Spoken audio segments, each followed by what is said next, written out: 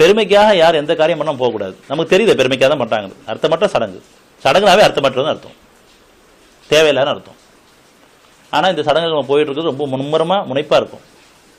நீங்கள் மீட்டிங்காக சடங்காக எனக்கு சடங்கு தான் முக்கியமாக இருக்குது. அப்போ நீங்கள் அடுத்த நிலைக்கு வரும்போது சோதனைக்குள்ளே போய் தான் வர வேண்டியிருக்கு.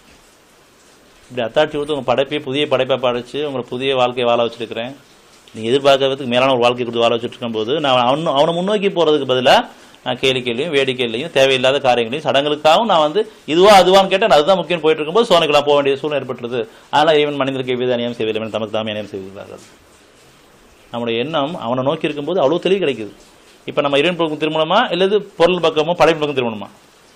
படைச்சவன் ஒரு பக்கம், படைப்பு ஒரு பக்கம்.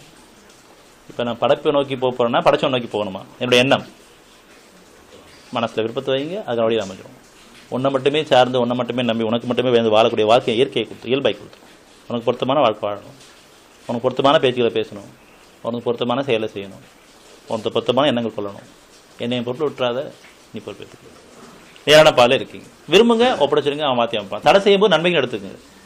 உங்களுக்கு உடம்பு சரியில்லாம கூட தடை ஆக்கிடுவான். சில நேரங்களில் மும்மரமாக போக நினைக்கக்கூடிய சில காரியங்களுக்கு உங்கள் கை வலியோ கால் வலியோ கொடுத்து அதில் ஒரு தூரமாக்கி தடை செய்வான். அதனால் வருத்தப்படாதீங்க, இவன் நல்லதான் ஆடி இருக்கான். உங்களுக்கு இல்லைன்னு சொன்னால் நீங்கள் அந்த காரியம் ஈடுபட்டிருப்பீங்க.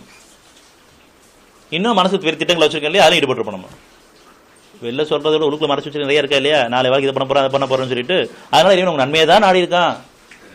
நீங்கள் வீணான காரியம் ஈடுபடக்கூடாது, வீணான பேச்சில் பேசக்கூடாது, வீணான செயலை செய்யக்கூடாதுங்கிறதுக்காக நன்மையை தான் நாடி இருக்கான். உங்களுக்கு உடல் பிடிக்கப்பட்ட காரணம் அதுக்காக தான். அதில் எந்த தீமையும் கிடையாது. இது யாருக்கு புரியுன்னு சொன்னால் அந்த தீமைக்கு நான் தான் காரணம் ஒத்துக்கும் போது எப்படி இப்படிலாம் தீமையில் நீங்கள் சம்மந்தப்பட்டு இருந்தீங்க, அவங்க எப்படி பாதுகாத்துன்ற உணர்வு நம்ம தந்துடுவோம்.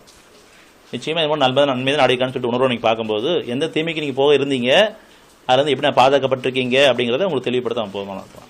அப்போ தான் சொல்லுவீங்க நம்மளுக்கு நல்லதாக போச்சு, இந்த ஜுரம் வரலன்னு அங்கே போயிருப்பேன், இந்த மாதிரி நல்லா இருந்துச்சுன்னா இந்த காலம் ஈடுபட்டிருப்பேன், இந்த சேலை செஞ்சிருப்பேன், எல்லாம் அப்போ சொல்லுவீங்க.